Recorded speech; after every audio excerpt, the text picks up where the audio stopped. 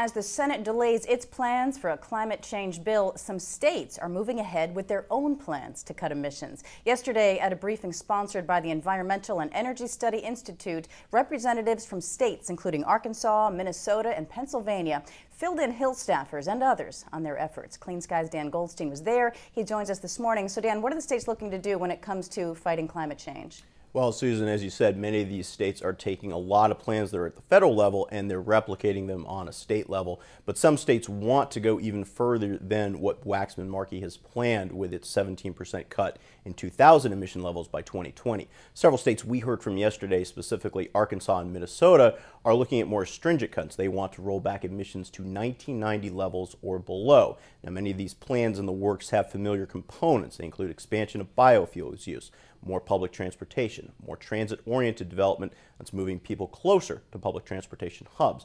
They are also planning to use tougher building codes to promote more energy-efficient buildings. Bottom line, Tom Peterson says of the Climate Studies Center, says he sponsored the event yesterday. The states can't afford to wait. We could double the building stock in this country between new and renovated building stock in the next 15 or 20 years. That's as much new stock structurally as we put in place in the last 200.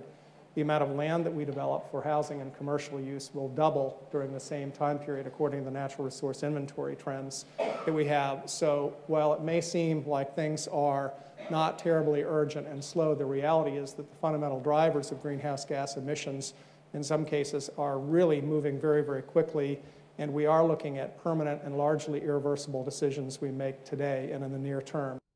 Now, even as cap and trade in the Senate is struggling right now, that doesn't mean the Obama administration isn't doing some of the same things that the states are. Already we've seen $4 billion in the stimulus package go to retrofitting government buildings to make them more green. And also in the stimulus package was another $5 billion to help energy efficiency of low-income housing units and provide some of those so-called green jobs. And of course, the key thing is putting a price on carbon, and that's where the states are going to have to wait for the feds, though. Because one of the things we're bound to hear in the next 4 months as the Senate takes up the climate legislation is floor, not ceiling. And what that means is when it goes to going above and beyond federal codes and constructions for green buildings, that may be fine, but there will be a ceiling set by the feds when it comes to carbon pricing and other elements of the cap and trade system, since industry representatives would rather have one national system than 50 state ones. And of course, the trade-off is you may get a weaker federal system than a more stringent state one.